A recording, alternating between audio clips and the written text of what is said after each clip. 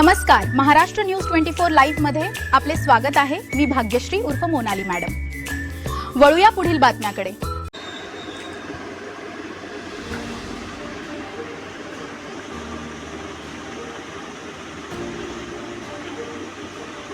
मूर्तिजापूर तालुक्यातील खांदला येथे भंते संगवर्धन यांच्या 8व्या स्मृतीस गावकऱ्यांनी दिला उजाळा। भव्य स्वरूपाने गावकऱ्यांनी दरवर्षीप्रमाणे यावर्षी सुद्धा कार्यक्रम केला मोठ्या उत्साहात संपन्न। अकोला जिल्हा प्रतिनिधी बुद्धघोष तायडे। मूर्तिजापूर तालुक्यातील खांदला येथे पूज्य भदंत संगवर्धन यांच्या 8व्या स्मृती दिनानिमित्त दरवर्षीप्रमाणे याही वर्षी सुद्धा भव्य स्वरूपात कार्यक्रमाचे आयोजन करण्यात आले होते। या कार्यक्रमामध्ये सकाळच्या सत्रामध्ये पूज्य भंते हर्षबोधी यांनी त्रिसरण पंचशील त्रिरत्न वंदना व सूक्त पठण करून धम्मदेशना दिली। बहुसंख्येने बौद्ध उपासक उपासिका यांनी धम्मदेशनेचा लाभ घेतला। बौद्ध महासभेचे तालुका अध्यक्ष आकारामजी बोरखडे, प्राध्यापक गोवर्धन इंगोले, त्याचबरोबर सुरेश इंगळे यांनी मधल्या सत्रामध्ये धम्मावर विस्तृत असे मार्गदर्शन केले। गावातील समस्त नागरिकांना आवाहन करून भोजनदान तसेच सायंकाळी भव्य बुद्ध भीम गीतांचा कार्यक्रम संपन्न करण्यात आला। या कार्यक्रमाला महाराष्ट्राचे ख्यातनाम गायक व कवी तसेच फॉरेन रिटर्न कुंभारा परी तू भीमा समाजाला घडविले नावलौकिक असलेले गीत ज्यांनी गायले ते सुप्रसिद्ध गायक प्रकाशदीप वानखडे यांच्या सुमधुर वाणीतून संपन्न झाला। या कार्यक्रमाचे आयोजन महादेव पाटील, बुद्धघोष तायडे, सम्राट अशोक मित्र मंडळ, महिला मंडळ, समस्त गावकऱ्यांनी सहयोग व साथ देऊन कार्यक्रम मोठ्या उत्साहात संपन्न करण्यात आला। तसेच महाराष्ट्र न्यूज 24 लाईव्ह चॅनलचे संपादक विनोद कुमार तसेच सहसंपादिका मोनाली मॅडम यांचा सुद्धा कार्यक्रमादरम्यान सत्कार करण्यात आला। पूज्य भदंत संगवर्धन यांच्या जीवनावर महादेव पाटील, बबनराव तायडे व बुद्धघोष तायडे यांनी मुलाखत दिली असता पूज्य संगवर्धन यांच्या जीवनावर विशेष माहिती देऊन भंते संगवर्धन हे प्रेरणा देत राहतील असे सांगितले। गावकऱ्यांनी व भीम अनुयायांनी सांगितले ऐतिहासिक माहिती। चला तर मग बघूया। नवीन असाल तर चॅनलला सबस्क्राईब जरूर करा व तसेच बेल आयकॉन दाबायला विसरू नका आणि बातमी आवडल्यास शेअर जरूर करा। महाराष्ट्र न्यूज 24 लाईव्ह प्रतिनिधी अकोला जिल्हा बुद्धघोष तायडे। भंतेजींबद्दल सांगितलेलं आहे। तसंच भंतेजींचा सुद्धा किती जीव या गावातील लोकांवर होता आणि फक्त एकच धर्म नव्हे तर मी सर्व धर्म समभाव मानणारा आहे असं भंतेजींचं मत होतं। तसंच आपल्याला बुद्धघोष तायडे तसेच इतर जणांनी सुद्धा सांगितलेलं आहे। तसेच महिला मंडळामधून मी विनंती करते, आपण काही सांगू इच्छिता का भंतेजींबद्दल?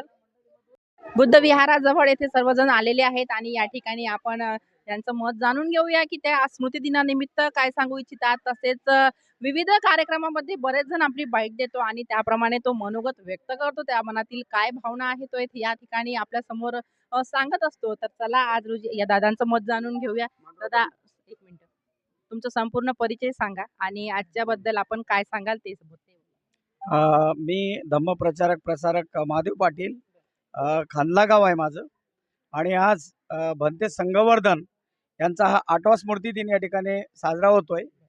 अतिशय एक आनंद आहे आणि एका ठिकाणी दुःख सुद्धा आहे। ज्या भंतेजींनी गेल्या 25 वर्षापासून या खांदला गावामध्ये अतिशय निस्वार्थीपणे सेवा केली ते भंते संगवर्धन। आणि भंत संगवर्धन म्हणजेच एक त्यागी माणूस, ज्या दोनदमध्ये राजपूत समाजात जन्मास आलेत आणि दोनदला काही दिवस त्यांनी पोलीस पाटील पदसुद्धा भूषविलं, परंतु त्या ठिकाणी धम्म परिषद होती, अचानक त्यांच्यामध्ये परिवर्तन झालं आणि बुद्ध धम्माची दीक्षा घेतली आणि बुद्ध धम्माची दीक्षा घेतल्याच्या नंतर बरेच 1-2 ठिकाणी शेवटी या ठिकाणी सुद्धा राहिले होते, परंतु त्यानंतर आमच्या खांदल्या गावाचं भाग्य, संपूर्ण गावाचं भाग्य असा भंतेजी आम्ही कदाचितही पाहिला नाही।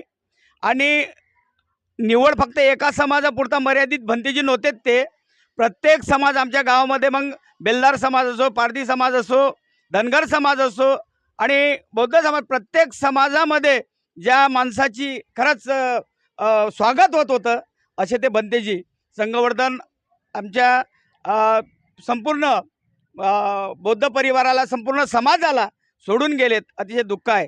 त्यानिमित्त आम्ही दरवर्षी या ठिकाणी सकाळी त्रिसरण पंचशील, बुद्धवंदना, धम्मवंदना आणि बरेच मान्यवरांचं प्रवचन सुद्धा या ठिकाणी होते आणि संध्याकाळी आम्ही निश्चित सांस्कृतिक कार्यक्रम लावत असतो. बरेचसे जवळपास 8वं वर्ष आहे. आम्ही संदीपपाल महाराज, कमलपाल महाराज, मनोहरराजा गोसावी, संविधान मनोरे, राहुल कांबळे असे नामवंत कलाकार या ठिकाणी बोलावले. आणि आज महाराष्ट्राचे ख्यातनाम गायक प्रकाशदीप वानखडे यांचा सुद्धा सांस्कृतिक कार्यक्रम या ठिकाणी आयोजित केला. मी एवढंच म्हणेल भंतेजी संदर्भात, पेटता पेटता बोलली रे चिता, जा मुलांनो आता संपली रे हे कथा. भंतेजीची आठवण शेवटपर्यंत स्मरणात राहील. सर्वांना जय भीम. नमो. आणि त्यांनी आपल्याला सांगितलं की कशा निमित्त हा स्मृती दिन आपण साजरा करतो. तर भंतेजींचा स्मृती दिन म्हणूनच नव्हे तर त्यांच्या आठवणींना उजाळा देण्यासाठी, तसेच त्यांचं जे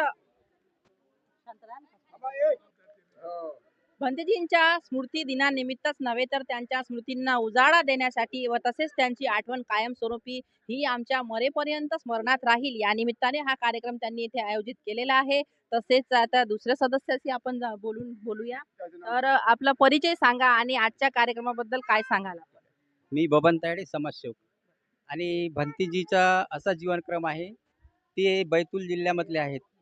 आणि त्यांच्या दोघा भावाच्या भांडणावरून त्यांनी घर सोडलं. आणि घर सोडल्यानंतर ते पहिले दोनदला आले. दोनदला आल्यानंतर ते एक शेतात राहत होते, जंगलामध्ये राहत असताना ते त्यांचं म्हणजे गुरं ढोरं चारणारी जे मंडळी असते त्यांना ते जेवण देत होते. मग काही कालांतरानं काय झालं, मग भंतेजीला एका शेतामध्ये एका म्हणजे खंडारे नावाचा एक व्यक्ती होता. त्याचं नाव होतं युवराज खंडारे. युवराज खंडारेने त्यांनी आपल्या शेतात ठेवलं. शेतात ठेवल्यानंतर त्यांना काय केलं, त्यांचा भाऊ पोलीस पाटील होता युवराज खंडारेचा. मग त्यांनी ते पोलीस पाटील असताना त्यांना काय केलं, चांगले म्हणजे न्याय करत होते ते समाजाचे, म्हणजे सर्व याचे. तर त्यांना त्या पोलीस पाटील, त्यांच्या मोठ्या भावांना पोलीस पाटील पद त्यांना दिलं त्या दोनदचं. मग पोलीस पाटील पद दिल्यानंतर काय झालं, काही दिवसांनी तिथं सामनेर शिबिर झालं. त्या दोनदला शिबिर झाल्यानंतर त्यांनी सामनेर दीक्षा घेतली.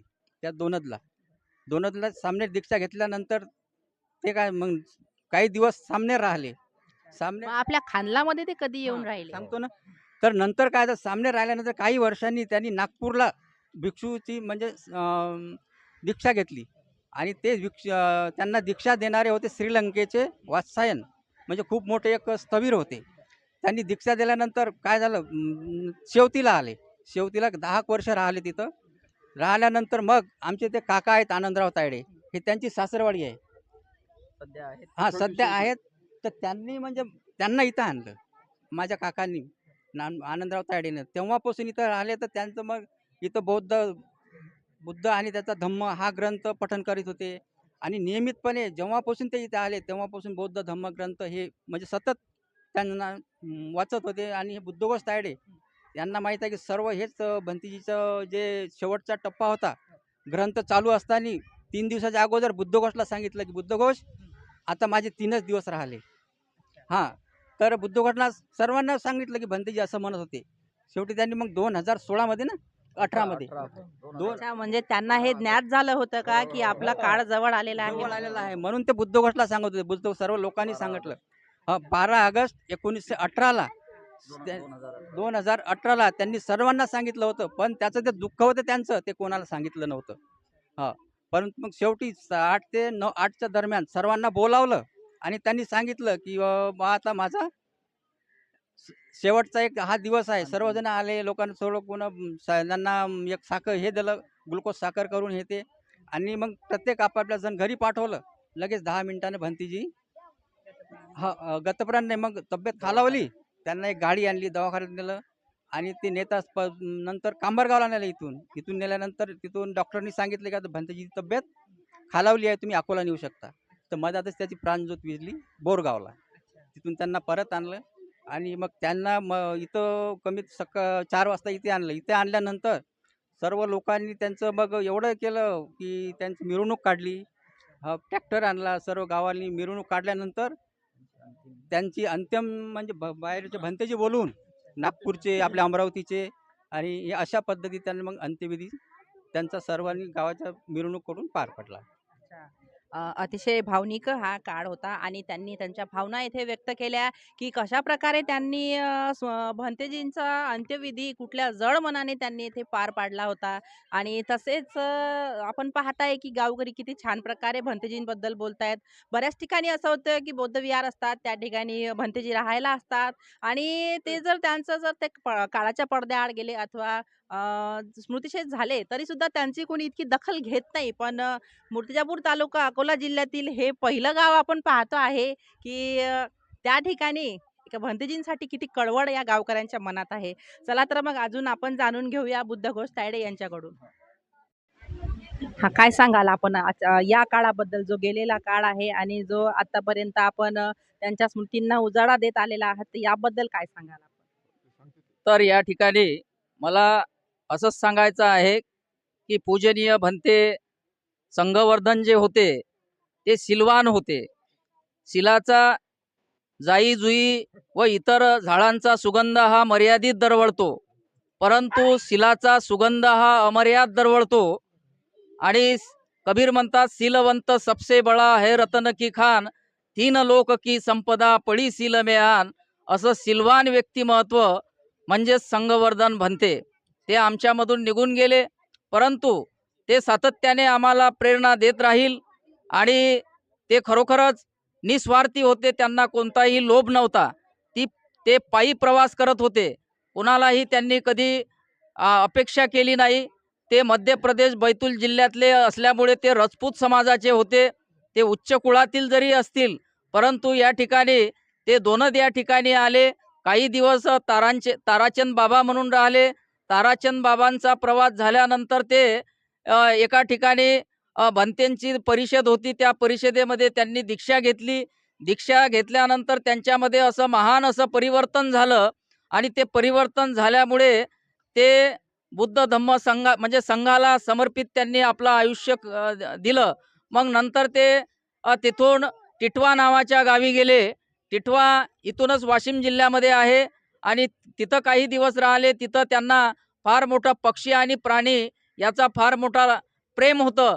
त्यांनी मोर आणि त्याचबरोबर ससे, हरिण आणि पक्षीसुद्धा पाळले होते आणि त्यांच्यामुळे त्यांचा अत्यंत अगाध अशी प्राणी मात्रावर मैत्री असल्यामुळे ते पक्षी आणि प्राण्यांना अत्यंत ते त्याच्यावर प्रेम करायचे. मग तिथून ते शेवती या गावी गेले. शेवतीला काही दिवस वास्तव्य केलं आणि शेवतीला वास्तव्य केल्यानंतर तिथं विहार नव्हतं. त्यावेळेसचे तत्कालीन मिनिस्टर, त्यावेळेसचे मंत्री गुलाब नबी आझाद हे असताना त्या ठिकाणी त्यांनी एक विहार मागितलं आणि आजही ते विहार समाजाला प्रेरणा देत राहत आहे. कारण वाशिम जिल्ह्यामध्ये तसं विहार पाहायला मिळणार नाही शेवती नावाच्या गावाचं. आणि त्या गावाचं एक असं काही विकसनशील गाव झालं. तिथं प्राध्यापक आहेत, तिथं वकील आहेत, तिथं डॉक्टर आहेत, तिथं इंजिनियर आहेत. टॉप लेवलचं त्या ठिकाणी सर्व ते गाव पोहोचलं, ते भंतेजीच्या आशीर्वादामुळे. कारण भंतेजीचं त्या ठिकाणी वास्तव्य झालं. आणि मग नंतर काय झालं, नंतर ते खानला या गावी माझे वडील आनंदरावजी तायडे यांना ते तिथं त्यांची सासरवाडी असल्यामुळे, म्हणजे माझ्या मामाचं गाव असल्यामुळे, त्या ठिकाणी यांनी सांगितलं की भंतेजी आता खानल्याला चला. आणि त्यांच्याही मनाची इच्छा झाली की मला सुद्धा इथं आता सारस्य राहिलेलं नाही, इथं मला करमत नाही, तर मी आता खानल्याला येतो. आणि मग खानल्याला इथं आले. आणि खानल्याला आल्यानंतर त्यांनी सर्व समाजातील इथल्या सर्व तळागाळातील इथं 18 पगड जातीचा समुदाय आहे. पारधी, बेलदार, धनगर व त्याचबरोबर बौद्ध समाज असे सर्व इतरत्र या ठिकाणी बहुजन राहतात. त्या सर्वांवर अत्यंत प्रेम करणारे असं ते व्यक्तिमत्व पूज्य भंते संघवर्धन यांचं होऊन गेलं. आणि मग ते त्यांचं असं ते कार्य राहिलं. त्यांच्या हयातीतच हे बुद्ध विहार सुद्धा त्यांनीच उभारलं. त्यावेळेस उभारणीच्या वेळेस त्या ठिकाणी सरपंच म्हणून सौ सुलकाबाई भीमराव निचड ह्या होत्या. आणि त्याचा पाया आणि त्याचं जे काही काम करायचं होतं ते भंतेजीच्या देखरेखी खाली झालं. आणि बबनभाऊ तायडे यांनी पाणी देण्याचं काम त्या ठिकाणी, त्याला मजबूत करण्याचं काम त्या ठिकाणी केलं. आणि मग जुनं विहार होतं, पळकं होतं, ते विहार झाल्यानंतर मग चांगलं विहार बांधण्याचं स्वप्न पूर्ण झालं. मग अशा प्रकारे आणि- मग भंतेजींनी शेवटचा श्वास आपला हा इथेच घेतला असं तुम्हाला सांगायचं होतं. आणि 8 वर्ष हो, हो, त्यांना हो. होऊन गेलेले आहे. मग तेव्हापासूनच आपण हा कार्यक्रम इथे आयोजित करता. आणि मग त्यानंतर मग नंतर काय असतं दिवसभर म्हणजे आधी सकाळी धम्मवंदना, त्यानंतर दुपारी हा तुम्ही भोजनाचा तर- कार्यक्रम इथे जाहीर करता. तर या तर ठिकाणी संध्याकाळचा काय कार्यक्रम असतो? संध्याकाळी जो आहे तो बुद्ध फुले शाहू आंबेडकरांच्या विचारावर आधारित भीमबुद्ध गीत गायनाचा कार्यक्रम असतो. आणि भीमबुद्ध गायनाच्या माध्यमातून समाजाला तिथून प्रेरणा मिळते आणि खऱ्या अर्थानं भंतेजींना तीच खरी आदरांजली आणि त्या ठिकाणी श्रद्धांजली ठरते की त्या माध्यमातून आम्ही भंतेजींना हा आठवा स्मृती दिन आहे. दरवर्षी अशाच प्रकारे तो कार्यक्रम आम्ही या ठिकाणी राबवत असतो आणि त्यांना आम्ही अशा प्रकारे अभिवादन करतो. सकाळच्या सत्रामध्ये परित्राण पाठ होते, त्यानंतर धम्मदेशना होते, नंतर मान्यवरांचे त्या ठिकाणी जे धम्म प्रचारक असतात ते त्या ठिकाणी आपलं धम्मावर सविस्तर विश्लेषण करतात आणि सर्वांना त्या ठिकाणी मार्गदर्शन करतात. अशा प्रकारे संपूर्ण दिवसभर हा कार्यक्रम असतो. आणि अशा प्रकारे मला तरी असं वाटते की भंतेजींचा हा 8वा स्मृती दिन आणि या 8व्या स्मृती दिनाला पुनश्च आम्ही खानला सर्व धम्म उपासक उपासिका यांच्या वतीने या ठिकाणी आदरांजली अर्पण करतो. ठीक आहे, धन्यवाद. खूप छान माहिती. आमच्या चॅनलला सबस्क्राईब करा. अशाच नवनवीन बातम्याकरिता बेल आयकन दाबा आणि बातमी आवडल्यास शेअर जरूर करा. मी मोनाली मॅडम घेते रजा. भेटूया पुढील बातमी सत्रात. नमस्कार.